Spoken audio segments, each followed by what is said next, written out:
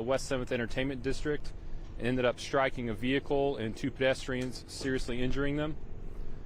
I just want to say up front that our department's prayers are with those victims as well as the bystanders who witnessed this act and were traumatized by it.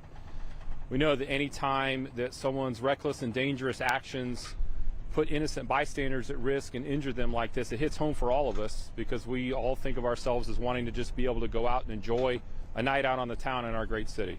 So our prayers are with those victims.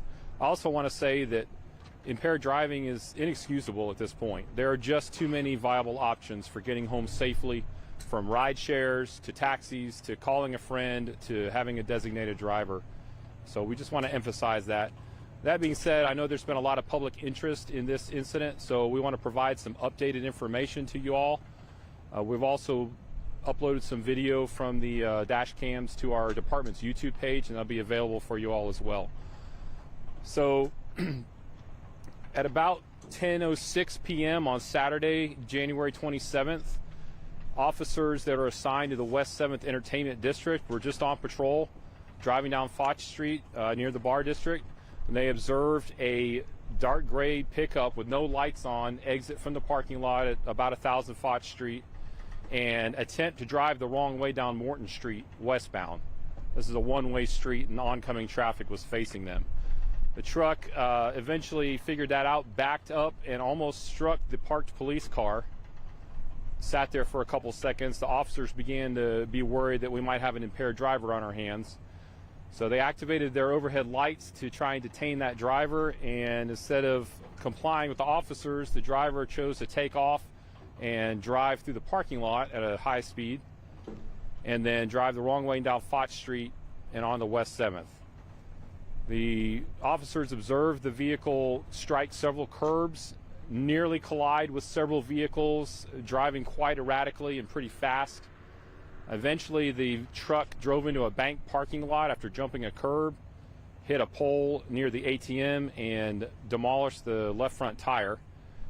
That did not stop the driver, who kept driving back westbound on West 7th Street with a basically on the rims, and eventually drove right through the intersection at University and West 7th. He had to drive around, stopped traffic, struck a traffic sign pole, and went through the intersection, and then struck a car and 2 pedestrians who were crossing the street on the far side of the intersection. The driver, officers arrived on scene pretty much immediately, of course, and began rendering aid. The driver was taken into custody. He was still in the vehicle. He was transported to the hospital, and a blood draw was conducted at the hospital. The 2 victims, which were an adult male and an adult female, were transported to area hospitals with serious injuries. I can tell you that the suspect is still in jail on a $95,000 bond. He has a charge of intoxication assault in a vehicle causing serious bodily injury, evading arrest or detention in a vehicle causing serious bodily injury, and unlawful restraint. At this time, I'll be glad to answer any questions you might have.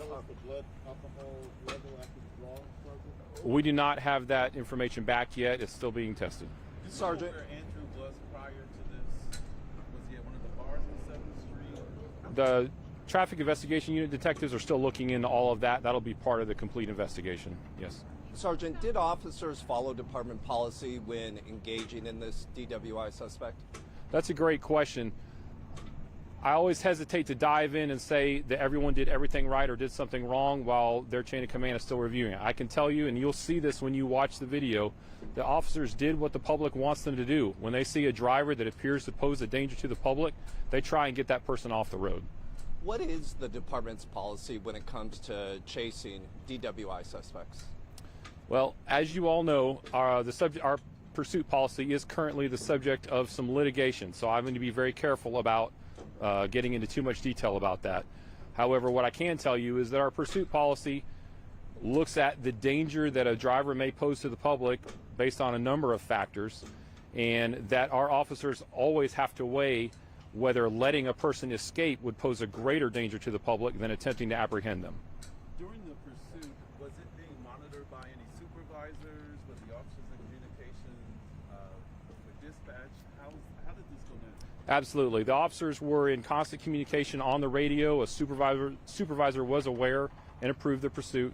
Officers did a great job of keeping everyone updated of where they were and the conditions of the pursuit. And you'll see that when you guys watch the video. Were officers aware that there was another person in the car at the time they initiated the pursuit? Yes, they were. I'm curious, you mentioned 2 victims in serious condition. Were those the pedestrians? What about the 2 in the vehicle that was struck? So that was the pedestrians I was referring to. The driver was also transported with some significant injuries to the hospital. The passenger was treated, checked out, and released at the scene. What about the other car? The information I have is that driver was not transported to the hospital. So the injuries that the one in the two in the truck and the 2 pedestrians. Yes, sir. The restraint charge. The suspect does not have any prior alcohol-related offenses. Any other situation? I don't have that information, but I can get it to you afterward. The restraint charge, what was that related to? After speaking to the passenger that was in the vehicle and the officer's observations, it turned out that he was trying to get out of the vehicle and the driver wouldn't let him. So they were able to make the elements of the offense for unlawful restraint. Were there any drugs, alcohol, or weapons found in the car? I can tell you that evidence of alcohol was found in the car. In terms of any other types of substances, that's all going to be part of the full investigation. This other person in the car, was it a female? Was a friend? Was a relative? Who was that person in the car? I don't know the exact relationship. It was a male, I can tell you that. I don't know what their relationship was. So, like, I want to talk about the on a Saturday night on West 7th, the amount of manpower, like the amount of work you guys do in that area, as crowded as it gets there. Absolutely. If any of you all know that area, you know that it gets real busy on a Saturday night. We have a significant number of officers that are assigned to patrol just that area, as well as a large number of officers working off-duty jobs at different bars and restaurants. So it is an area the city's placed a high priority on trying to keep everyone safe due to the amount of people down there. And anytime we have someone driving recklessly or driving impaired, we recognize that that's a very serious situation. A lot of people could get hurt real quick. Is any establishment being looked at for possibly over-serving somebody? Anytime we have a DWI investigation like this, that's always part of the investigation to see where they were consuming alcohol at and if there's anything else to be investigated there. What would this establishment be looking at if found to be at fault of anything? So any establishment that serves alcohol is, of course, subject to regulation by TABC, and so they'll be looking into if they may have violated any of those. And again, at this time, I don't have any information to suggest that, but that's always part of any thorough investigation in these types of situations. What was the highest speed reached during the pursuit? I believe the highest speed was approximately 75 or 80 miles an hour. What's the policy for actually reviewing whether a vehicle pursuit, not policy or not? I know you can't speak for the citizens of policy. Sure. Every pursuit that occurs in the city of Fort Worth, regardless of what happens, is reviewed by the entire chain of command from that officer's immediate supervisor on up to their divisional chain of command and the executive staff level.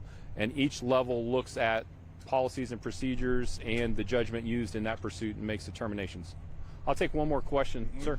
The injuries he sustained, was it from the accident? Driver? Yes, sir.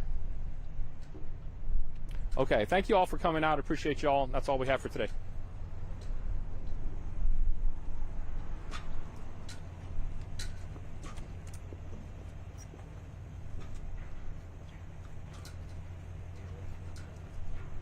I gotta look at it. Cause I gotta see how the car looks. Cause from what it looked like he bruised, it looked like something hit him.